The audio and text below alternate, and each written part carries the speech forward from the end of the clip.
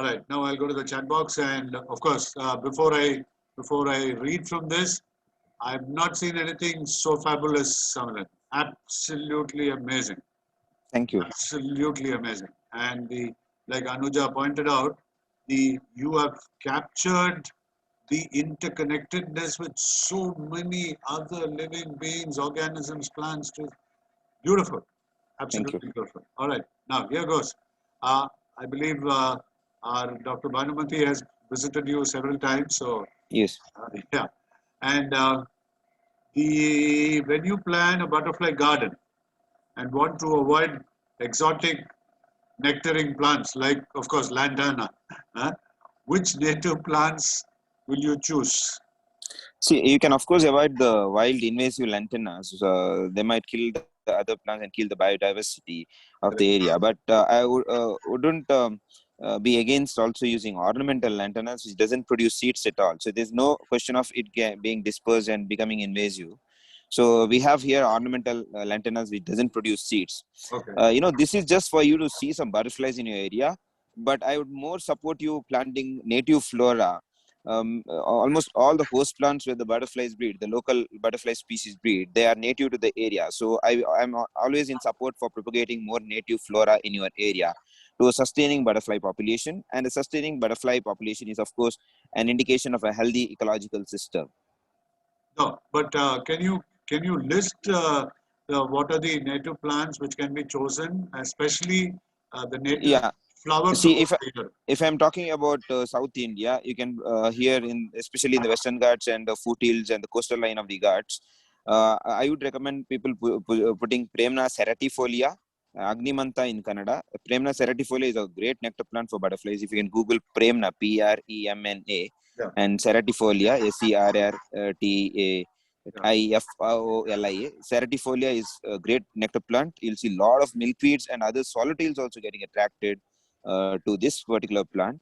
And soap nuts. If you put a lot of soap nut trees, you'll see a lot of butterflies coming. Lea indica is another great source of nectar for butterflies, right from the smaller Lycinidae, and the bigger swallowtails also get attracted to Lea indica. So if you want to, you can also put Clerodendron paniculatum. Um of course, in a controlled condition, if you can put it in your home gardens, that also will attract butterflies. Ixora, wild Ixora will also attract butterflies in your home gardens. If you can put some wild Ixora, even the ornamental ones can attract butterflies in your home gardens. Of course, I need not tell much about the host plants because most of them are native to the area. So any host plant you choose are, most of them are indigenous to the area. Yeah. Okay. Thank you so much, Thanks. Yeah. Samilan. Samilan, there's it's actually not a question. I think a whole lot of people want to come and visit you now. Yeah. So how does one find you from Bangalore? What is the route Uh, to i- take? the nearest railway station is the Mangalore Central Railway Station. Also, you can get down at Udupi Railway Station, and the nearest airport is the Mangalore International Airport, which Yeah, is about 1 hour. Udupi Railway Station is about 1 hour 15 minutes drive, correct. and Mulki Railway Station is about 45 minutes drive. And buses, I don't know exactly which buses fly from Tamil Nadu, but train would be the best route I Yeah, feel to reach Mangalore. So from Mangalore or Udupi, I think you people coming from Tamil Nadu, you'll have to get down at the Mangalore Central Railway Station only. So it takes about 1 hour 15 minutes to reach the Butterfly Park from there. Anybody who are interested to visit or who wish to participate in our butterfly meets, unfortunately for 2 years we have not done this actually. Maybe if you take this year also, the butterfly meets or butterfly walks due to the pandemic. Once this pandemic everything gets clear, hopefully we would start this butterfly meet, butterfly walks once again, and we would have many people joining from across the nation. We get a resource persons from across the nation, and the walks will be conducted for 2 to 3 days, or even the meets for 2 to 3 days. We'll have discussion sessions about butterflies, and more than that, you get to meet many inspiring personality in the field of butterflies, butterfly conservation. Yeah. So where does one stay? Once you get in touch with us, we'll make all the arrangements for that, Okay. the stay facility. So for the, we have tie-up with the hotels. So there, you'll be staying in a nearby hotels, which will be about 5 to 6 kilometers from the butterfly habitat in Belwai. That's nice. Yeah, that's Yeah. very nice. So whenever you're planning this, can you send me a mail, Samilan, so that I can share it Yeah, with our members? certainly. So normally we are more active on WhatsApp myself. So I've just saved your number. You'll get a message on WhatsApp. Sure, So sure. once the timing, sorry, the dates are scheduled, confirmed, I will send the posters, the content, flyers on your WhatsApp number. All right. This is how it is done. All right. Very good. Yeah. Uh, I just see accolades for you. Everybody says it is wonderful, fascinating, amazing, etc., etc. There are Thank you. exactly no questions. Can you just talk a bit about the meconium fluid? What exactly? See, meconium fluid is excreted by every newborn, organism.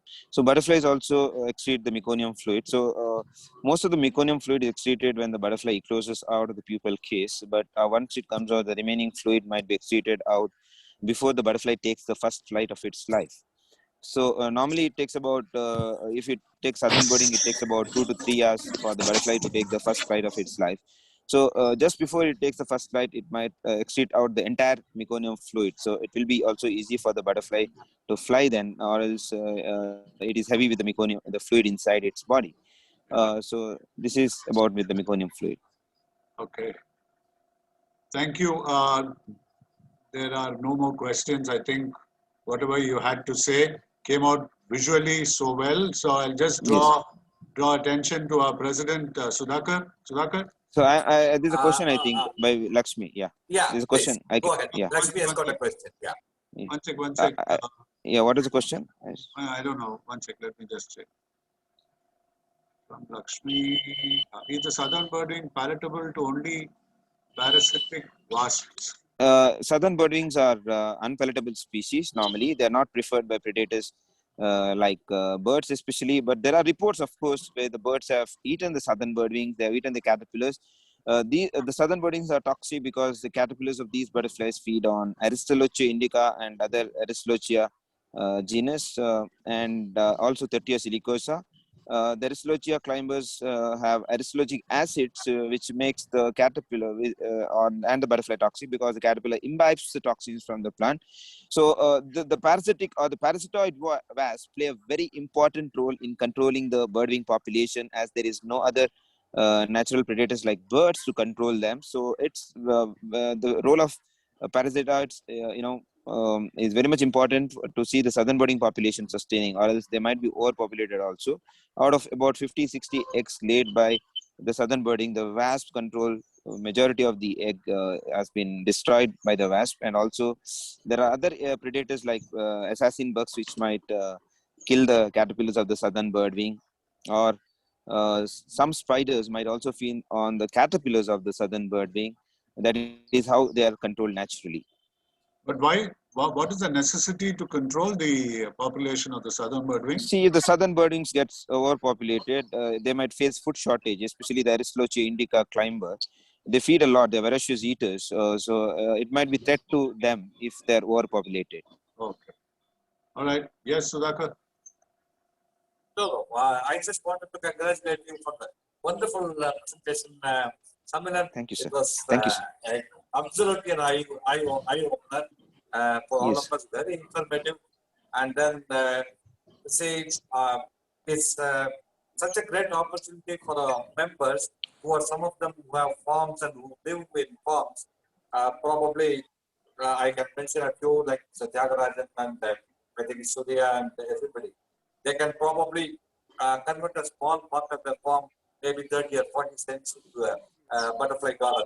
I think they should take inspiration from your wonderful documentary. Thank you, Thank sir. you again Thank for spending time and giving this wonderful presentation. Thank you, sir. And I hope to see you sometime at your butterfly factory. Thank you. Certainly, sir. There's a question again from Lakshmi. What happens to the dead caterpillar which has been left alone by the assassin bugs after realizing it's unpalatable? No. Assassin bugs feed on these actually. They are known to feed on toxic caterpillars. Okay, okay. And there are other predators like even the rodents. They actually bite this pupa or kill the caterpillars, but they then later realize that it is unpalatable and they leave it like that. So you will find many pupa being bitten by the probably the mice, which just bite them and leave them there because they feel it very distasteful probably. So we will have to put a camera trap, especially the night vision cameras, to to come to any kind of conclusions for as far as the bite of the mice is concerned on the pupa or the caterpillars of the southern birdwing. They just die there, and it might be attended by other creatures like ants, which feed upon them later. Okay. So will you just WhatsApp to me whatever details are there about your park, how to reach, and etc. etc. If you can just WhatsApp the details, Yeah. I'll post it on our Google group and our WhatsApp group as well. Okay. Yeah. Maybe Whenever. maybe to yeah. Whenever. Okay. In the next. Okay. There's no rush. Okay. Yeah. Just remember to do it, Samilan, nothing else. Certainly. Yeah. Certainly. All right. So thank you again so very much, Samilan, on behalf of the Madras Naturalist Society. Very, very grateful that you were able to spend time with us. I know you have a lot of work left to complete on the project that you are engaged in, and it was really, really wonderful on your part to spend the morning hours of today with us. We There are no words to express how grateful we are, not just Yes. for your presence, but for that wonderful exposition that you showed us. And at some point in time, I would uh, want you to come back to show us the rest of the documentary as well. So Certainly. we'll If I yeah. yeah, you were saying something. Yeah, if anybody wishes to watch the full documentary or have a personal copy of the documentary, you're free to contact me on this. So I'll send the details of purchase of the copy. You can keep a copy with you for your personal use. And No, I am also yes. Tell me, sir. no. Go ahead. Yeah. You're also. Yeah, I'm also very much thankful to Uma ma'am for giving me this opportunity to be here, and the entire MNS team. I'm looking forward to see you all. Thank you. Yeah, so you can WhatsApp the details about how to get a copy of your documentary as well. Yeah, certainly. Yeah, If you can just ping me on WhatsApp, I'll send you the details of purchase. So anybody who's interested to watch the full documentary and have a personal copy, you can definitely do that. okay. You have my number, right?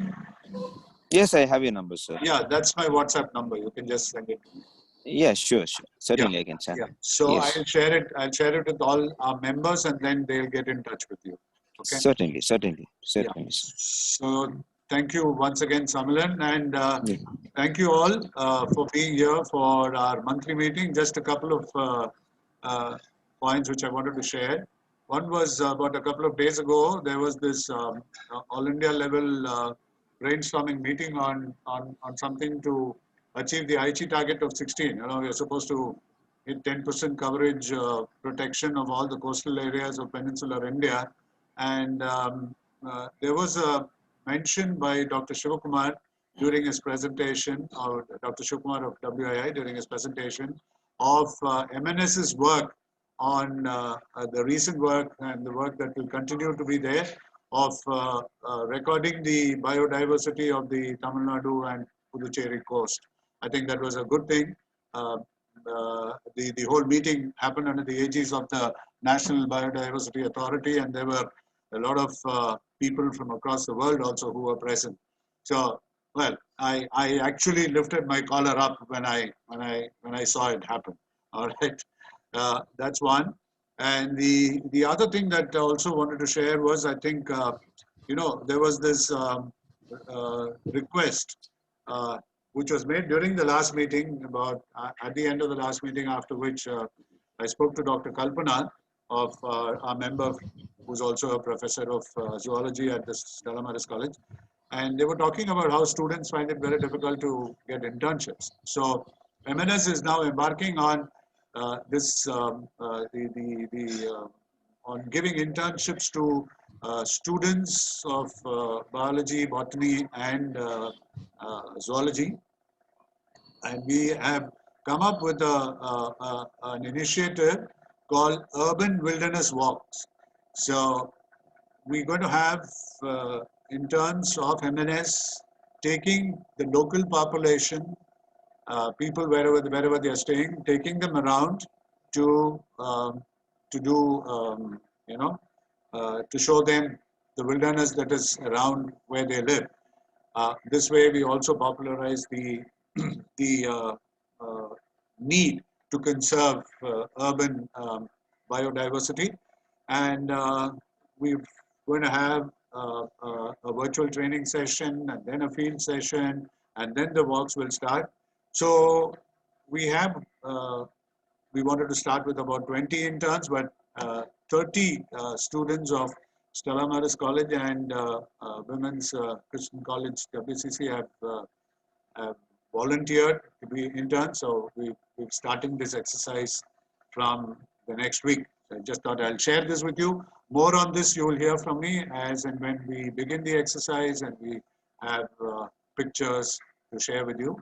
So thank you all very much for being here this morning for our monthly meeting, and catch you again the next month. Please enjoy the rest of Sunday. Bye-bye. Thanks. Bye. Yeah. Thank you very much, all of you. Thank you. Thank you.